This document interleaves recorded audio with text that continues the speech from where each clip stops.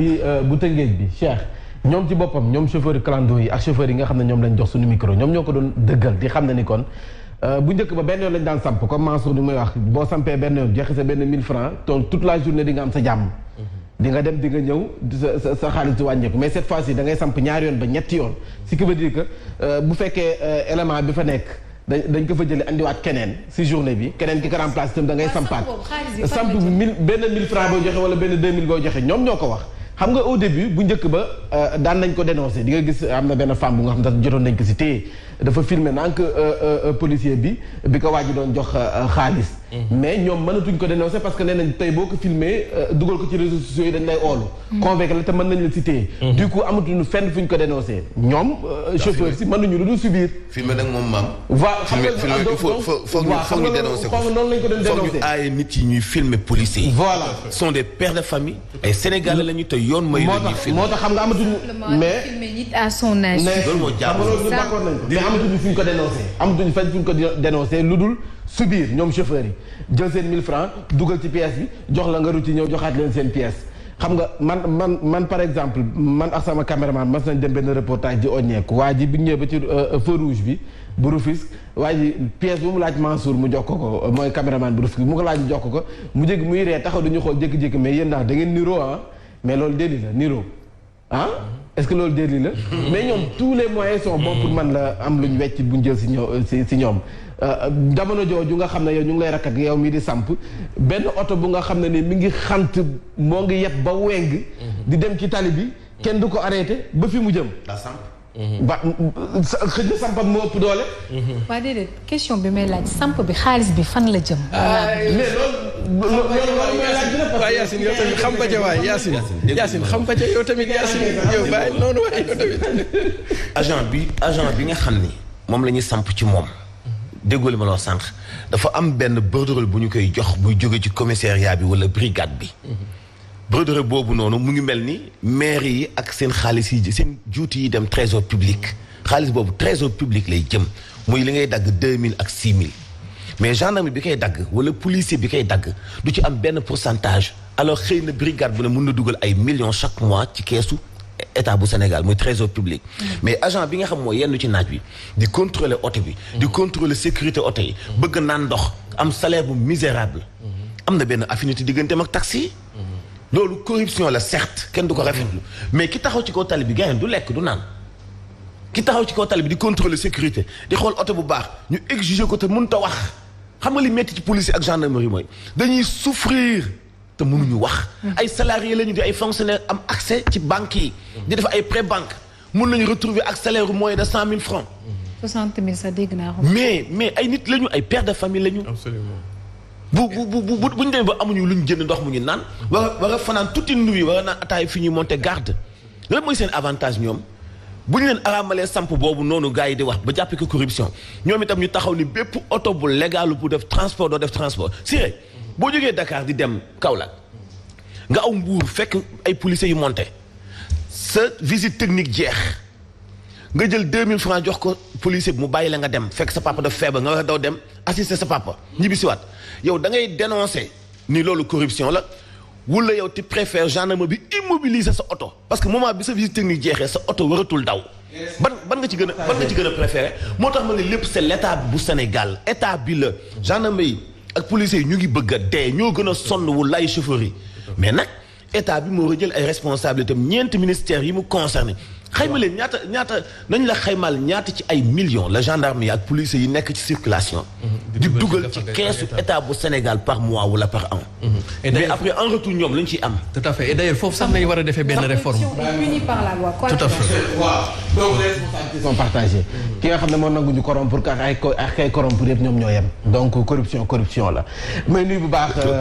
ñoom ñooy corruption yi ndaw yi ñoom ñu di kaw tali bi ñoom la ñuy corrompre bu ndaw corruption yaa ngi ci milliards yi ak millions yi ci bureau yi ak décision yi mais nuyu baax waa Tivaouane Peulh bu El Hadj Kassé bu démb dañ doon def benn article dafa génne bi may wax ci Tivaouane Peulh bilan Papis Diop niñ ko doon ñaawloo ma tudd Ibrahima Sissoko alors que article bi El Hadj Maodo Kassé la bu ñàkkurab donc moom moo doon ñaawlu bilan bu Papis Diop di xam ne kon dafa war a jógee donc bu ko doon rectifier El Hadj Maodo Kassé bu ñàkkurab nee na nag jot na la nga xam ne moo nekk Tivaouane Peulh ñu yëkkati ko fa jëlee ko fa ndax andi fa leneen lu bees ndax waa Tivaouane Peulh dafa mel ni bokk ñu Sénégal ay jafe-jafe rek la ñuy jànkoonteel te nag moom noppi na ngir nag taxaw soppi xar kanamu waa Tivaouane Peulh loolu moo nekkoon article bi démb moom Maodo Kassé dama ci tudd Ibrahima Sissoko alors que c'était pas lui yéen a kaay groupe des médias Ousmane Ndiaye maa ngi ñëw ci yow Tëngéej ak waa Youssou Mbargane ni ngi leen taxawoo également Youssou Mbargane jafe-jafe ñuy jànkoonteel dinaa ñëw ak si waa Grand Place yéen a kaay groupe des médias dafa ñëw si liñ doon waxtaanee sànq jafe-jafe yi nga xam ne nemmeeku nañ ko ci transporteurs yi dem beex dikk bi démb seen grève bi gis nañu kon gars yi dañu ko suivre liggéeykat yi jàngalekat yi ndongo yi ak ku mu ci manti doon démb metti na lool alors moyen de transport bi lenn rek la woon dañoo dellu dëkk kaw ga maanaam jël charrette Dakar moom démb moom charrette yi ñoom ñoo nekkoon buur ñoo nekkoon chef ak li nga xam ne mooy moto Jakarta yi donc classe gu Yacine nga xam ne ma suñu woon jël charrette démb xaw nañu laal charrette démb kon sama saar gi nga xam ne ñoom it gëj nañu yëg charrette sa xombol donc ñu nit laal nañu charrette démb ak cag-cag yi voilà loolu la ñu nemmeeku démb démb laal nga watiir. jël naa watiir non fi charrette la woon. Tëngéej watiir yow si itam démb càq-càq la jël defe naa. ak charrette laa jëkk a jël charrette nga jël. moo tax dama koy yéeg ba pare kontaan ci quelque part xam nga tax ma kontaan parce que comme dama am benn amu paysan. dafa mel ni dama amoon nostalgie. non pas nostalgie mais dama amoon benn victoire bu ma doon sentir. ci kaw Boy Town quoi. parce que boo demee dëkk kaw ba le moyen usuel de transport. bii la quoi. ayca waa Y'en a marre ñoom nee nañu nag soo mel daañu amal manifestation si yéen kay groupe des médias ko xam la nee nañ cette fois-ci manifestation bi buntu assemblée nationale la ñu koy woote na dañoo gis ak dañoo bëgg fii ci réewum Sénégal justice bu tëddee ñaaxaanaay le 2 mars moom Barthélémy Dias nee na dina wuy ji waaye boobaa du nekk Barthélémy Dias waaye nag monsieur le maire bu ville de Dakar moom mooy dem wuy ji le 2 mars jëm ci mbiri Ndiaga Diouf procès en appel bi nga xam ne dañu ko dàq ba le 2 mars ñu ngi wax Dakar dem dikk jafe-jafe ñuy jànkoonteel waaye Sotrac dem si yàlla Sotrac sax laay wax fa daan liggéeyee ñu ngay wëy di sàkku nguur gi mu fay leen seen koppar yàgg na am na si ñoo xam ne sax ñàkk nañ seen bakken faatu nañu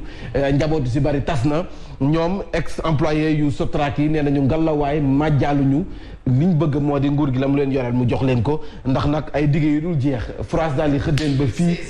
yàgg na ba léegi moo tax nee nañu nag ngalawaay nañ leen jox seen koppar yittewoo nañu ko loolu moo gën a fës si yéen kaay groupe des médias La Tribune Walf Quotidien ñëw ci grève bu transporteurs yi ak nag charrette yi ak moto yi nga xam ne démb ñoo nekkoon chef fii ci diwaanu Ndakaaru waaye it ñëw na ci li nga xam ne rek moo di amnistie bu Karim Meïssa Wade ak Khalifa Sall ñu ngi koy lam-laamee mu mel ni kon jiitu réew président Macky Sall de dafa mel ni loolu bu desee si moom rek léegi mu antu ñëpp nee nañu nag coup de bluff la am rek bëgg-bëggam la moom président Macky Sall ngir nag lu andi jàmm fii ci réewum Sénégal en tout cas laaj boobu samp nañu ko ci yéenekaay bii di Walf Quotidien ñu jàll ci Vox Populi 48 heures démb ak tey mu mel ni kon dembeex dëkk bi ay jafe-jafe képp lañu si nemmeeku grève illimité ndax waxtaan wi démb yàggoon na lool te nag mu mel ni kon solution ba ñu sa bëggoon dese nañu ko tee am fii ci diwaanu Ndakaaru mu mel ni kon charrette yi Jakarta yi ñoo nekkoon chef démb ndax ñoo doon yëpp gaañ yi Barthélémy Dias nee na nag gannaaw renvoi bi 2 mars la ñu yóbbu li nga xam ne moom mooy renvoi bi procès bi en appel bu Ndiaga Diouf nee na nag dina wuy ji ce tribunal waaye nag cette fois-ci buy dem day fekk mu nekk maire ba noppi ndax nag élection yi janvier la waaye nag 2 mars la ñu ko convoqué bu fës kee ne dem wuy ji rek waaw mais xam la ma nar a dal Bart soo gañee mooy perte nga soo pertee mooy gañe nga c'est-à-dire que bu gañee ñu créé dossier bi dugal ko kaso bu pertee nag gars yi lépp la may bàyyi affaire yi noonu ko seet mi ngi noonu ñu doxantu ba sa njaxiraat pël Bambilor foofee nag nee nañu askan wa jafe-jafe ñu jànkoonteel moo di ñàkkum ndox njàng ma ay jafe-jafe lañ siy jànkoonteel waaye it feebar faju doom ju góor la fa nee nañu foofee sa njaxiraat pël ak Bambilor foofu loolu la ñu fa nemmeeku yéenekaay bi moo xëy ñëw dikk si di Vox Populi mais lu baax Ndiagne Diop l'honorable député bu Mbambilor le calvaire des usagers Sud Quotidien foofu la génne nee na nag démb moom ñi nga xam ne ñoo doon utiliser taxi clando yéex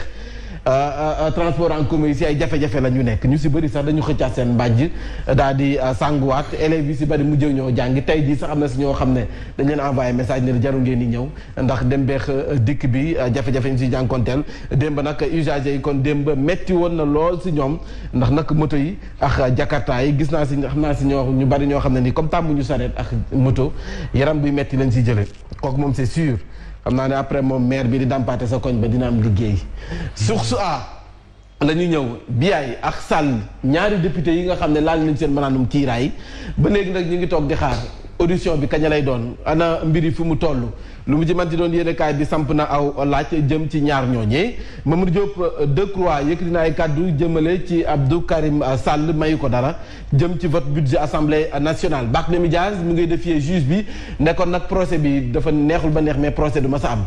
layoo du ma sa am moom noonu la ko jàppee mercredi merdique metti woon na lool démb yéenekaay bi ñëw na ci jëm ci mouvement d'humeur bu transporteurs yi source a moom foofu la génne mu mel ni te dañuy jàll ci réew mi yaa ngi gis photo Aba Diatta sunu trafic booy bi gis nga ko nii trafic news Aba Diatta moom la ñu illustré clando kii moto jakarta yi ak nag borom charrette yi journée de galère la ñu ko tuddee metti woon na lool ci usagers yi kon nag démb cak-cak yi ak borom charrette yi ñoom ñoo nekkoon chef Thier dañu ko libéré bu Y'en a marre kilifa dafay des ba tey ci kaso bi kilifa bu Y'en a marre looloo sabab nag waa Y'en a marre nee nañu soo moyul dañuy amal benn manifestation bu mag le quotidien rarification de la ressource jamono ji géej gi dafa kaaya jën amatul mu mel ni kon acteurs yi ci boppam rawatina waa UNAPAS seen bëgg-bëgg du lenn lu dul Alioune Ndoye mii ñu daal di koy auditer nañu yore sunu napp mi jamono ji ndax nag ba noppi jëlee ko fa. ba noppi ñu jëlee ko fa noonu nappkat yi moom wax nañu nañ ko fa jëlee lébu bu xees bi moom Alioune Ndoye en tout cas lu mu ci manti doon ñoom waa UNAPAS nee nañu ko auditer ndax nag jamono ji géej gi dafa kaaya gu jéggi dayoo tey sax foofu laa waroon njëkkee nuyu ma sama mbokki mool yi ñoom laa waroon njëkkee quoi li maam si di wax mais nuyu sama mbokki mool yi ayca ma jeexalee grand place mu mel ni kon TER bi ak jafe-jafe yi ndax xam ngeen ne TER bi dañ dàqaat inauguration bi nee nañ cette fois ci dañoo dàqaat inauguration bi mbaa du feeraay li nga taxaw amee dafi taxawoon ba ñu ko nekkee dàqaat noppiwul mais dàq nañ ko ba le 27 Régis jox leen ñu son bi waaye 2 jours d'intervalle la defe naa dàq nañ ko ba le 27 waaw ba tey baax na ba kër baa muy daw avant muy daw poussière bi bu ñu koy fëgg rek poussière bi nañ ñu wax ñu génne Dakar ba poussière bi dem après ñu doog a ñëwaat te bu commencé daw 27 na continuer ba le 31 waxuma daw 27 laata boobu impacté yu teer yi Sébikotane 700 familles ñu ngi sàkku ñu jox leen seen ndàmpaay ndax nag ñaari at a ngi ñuy topp si ginnaaw di daw hôpital Youssou Mbargane Diop directeur ba Ibrahima Ndiaye ma koy nuyu bu baax mi ngi def liggéey bu am solo mais nag jot na ñu taxawu hôpital Youssou Mbargane Diop ndax jamono ji metti na lool si ñoom ngir nga yegg si hôpital ba sax yoon ba jagut donc bëgg nañ ñu gestu leen dina ci baax nag ñu dëkk sa gox ba autorité yi man comme man Tëngéej laa dëkk ngeen jàpp si hôpital Youssou Mbargane Diop ni ko Ousmane Ndiaye defee bu ànd ak coalition ànd liggéey si dëgg donc def na fa jàppale leen lu am solo man ay nit ñoo ma ko wax Ousmane Ndiaye bu ànd ak coalition ànd liggéey ci dëgg ba noppi poste de santé bu nord boobu nga xam ne moom lay xëccoo moom it def na fa liggéey bu am solo moom Ousmane Ndiaye donc def leen ni moom jàppale ña nga xam ne njitteewoon nañu ko lool sa gox ba bokk na ca hôpital Youssou Mbargane Diop day teg fee journal ba damay tagg waa Tëngéej ba doyal doo ko dem waaw sunu pavage itam waa Médine ku ci mën a jàpp na ci jàpp Aline Badara lii loolu dinañ ci ñëwaat waaw damay jeexalee rek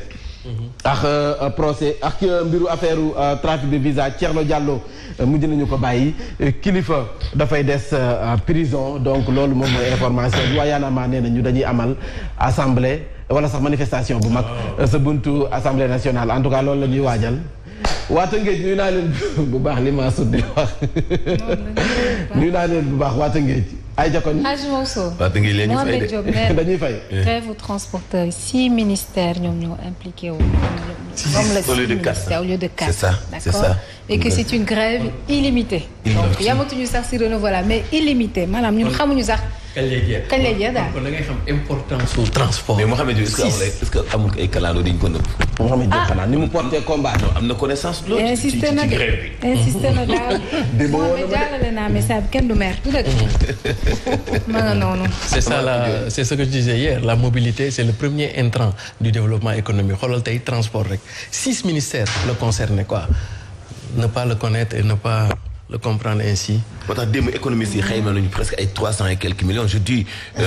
waaw est-ce que sax juumuñu parce que boo seetee ci côté gouvernement bi man njort dama njort ma ëpp loolu. camions yi tibb suuf. mais yi jóge port grand. non camions yi tibb suuf non je parle ci côté kaw gi. parce que dafa am foofu ñuy liggéey ci mbokki kaw gi nga xamante ni bii nord bi yëpp ci la ñuy daan doole seeni ay journée yi ñuy fayeeku quotidienne ñi tibb suuf ci camion bi patente bi camion bi ba dugal ci commune bi yooyu est-ce que comptabiliser waale nañu ko ak ñaata camion suuf la ñu utiliser par jour. doy na waar daal en tous les cas da ngeen di desandeek Mame Mbaye Ndiaye pour commentaire journalu suba si léegi nii lay doon incha allah. maa la ko wax. da ngeen koy avancé ba mu naan metti ko non Macky xam nga sunu jali bi ñuul bi wàññi ko yaa ngi gaañ ko am fi mu toll nii président moom.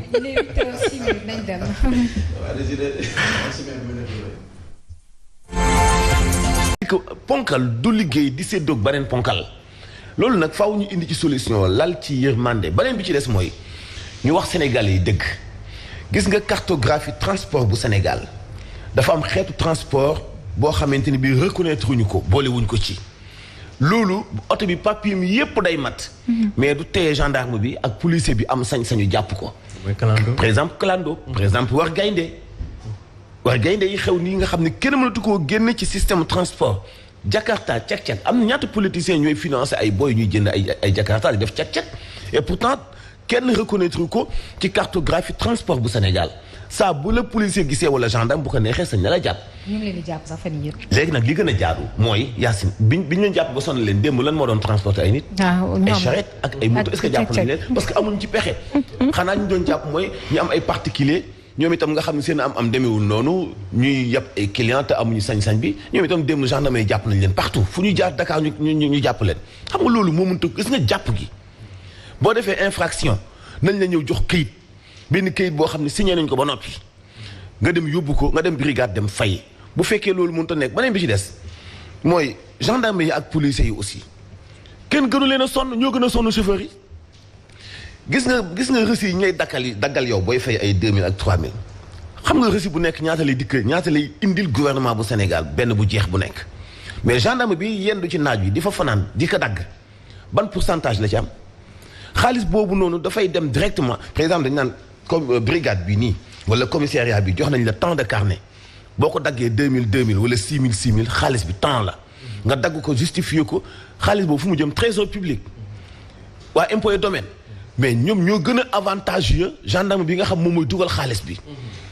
waroon nañu leen di wax ni brigade bu nekk bu daggee temps de cahier ci xaalis am na prime wala pourcentage ci feuille yooyu mu dagg nga xam ni au moins dina doon benn njëgu ataaya buy dikkal gendarmerie de façon très légale. dëgg la mais dugal ay millions ci keesu état. di yendu ci naaj wi di contrôler circulation di assurer sécurité te amul benn pourcentage mais commerciaux yi nekk sax ci sociétés yi gën a tuuti nga xam ne seen chiffre d'affaires motul sax 10 millions xanaa am nañu pourcentage doonte woon di 3% wala 5% la. état bi moo war a xoolaat li tënk lépp transport. revisiter waat. cartographie bu transport ci Sénégal bu fekkee bëgg nañu mu normal parce que transporteurs yi seen dóor bi daal na bu ñu ko tollanteel kanam gi toj. mais dama ci bëggoon yokk benn kii Mansour dafa laal point bu am solo xam nga Sénégal fii pour nga def transport il faut nga am licence mais léegi dem nañ ba tey jii muy cak-cak muy clando ak yooyu même yi dem Allo Touba nañ ko tuddee léegi nekk na nécessité sociale est-ce que tey jii état bi mënu leen a régulariser. c'est-à-dire que ñu leen di daggal licence ñuy fay su boobaa dinañ bën a bàyyi sax affaire kii bi ñuy wax ni en tout cas dafa mel ni jamonoy opération nañu nekk. président ba mu demee fële laale na fa opération mbaam xoox fan yii nee nañ dañuy lancer opération cash transfert mais chauffeurs yi dañ leen a tegal opération simpi ndaxte ci biir milieu bi gars yi bokk na ci lu ñuy ñaxtu maanaam samp bi xam nga luy samp bi waaw c'est-à-dire que transporteurs yi dañoo jàpp ne ñoom daanaka mu seen kayit mate mooy li ma su doon wax mu mat ak mu ñàkk mat yëpp il faut ñu am lu ñu joxe loolu ñuy joxe nag ni ñu ko tuddee samp gars yi dañoo samp amatuñu lu ñuy samp léegi nag lancé nañu opération simpi loolay grève bi maanaam léegi dañuy simpi léegi lañu sampoon nañuy simpi léegi gouvernement bi pour mu régler ko ñoom ils sont devenus une nécessité sociale on ne peut pas s'en penser maintenant loolu da nga koy régulariser noo koy régulariser mooy nga jox leen ay licence su boobaa sax état bi daf ci mën a am ay recettes voilà da ci mën a am ay recettes ñiy def allo Dakar ñuy def clando joxatuñ leen licence de defe naa wala non si dañ leen jox licence xam nga ñoom dañuy arrêté woon licence yi voilà maintenant ñoom mën nañ leen a trouver dans l'intervalle benn taxation boo xam ne ñoom dañ koy fay di au moins soit ñu fay ko commune bi wala ñu fay ko état bi léegi nag su boobaa ñoom pare nañoo ak gendarmerie bu seen këyit matee rek dañ leen di bàyyi mu dem mais moom la maa di wax c'est-à-dire que même bu sa kayit matin mais yow légaloo ci li ngay def parce que transport pour nga def ko il faut nga am licence te ñoom amuñu licence donc li leen di gars yi di jàppee di leen sampal c'est pas parce que ñoom seen kayit mat nag matul de mais activité c'est l'exercice illégal d'une activité maintenant il faut que l'état bi nag régulariser activité boobu comme ça ñëpp gis ci seen jàmm su boobaa gars yi ñu wàcc leen ñoom dañuy ñëw fay seen taxe lu ñu war a fay comme taxe yi ku ne dem liggéey d'ailleurs ñoom ñoo créé moo samp boobu ngay ñoo ko créé bu ñu jógee jam ñaajoo bu ñu rombee montage Sindia dañuy bàyyi 1000 francs montage su Ngexoox bàyyi 1000 francs montage Saly bàyyi 1000 francs bu ñu wàññee ko waatee bu ñu la arrêté nga ni non sampoon naa de sampoon nga ok léegi nag ki nga sampaloon day wàcc 13h bu ngoonee keneen ñëw monté waat boo wàññee ko waatee sa deuxième voyage boo rombee nga ni sampoon naa de sama yoon nekkul ci samp bi mais samp boobu foog ñu dem xuus xam def ay investigation ana lan moo waral ñu war a def samp boobu pour lan c'est assez important waaw non c'est réalité non démb rek reportage yu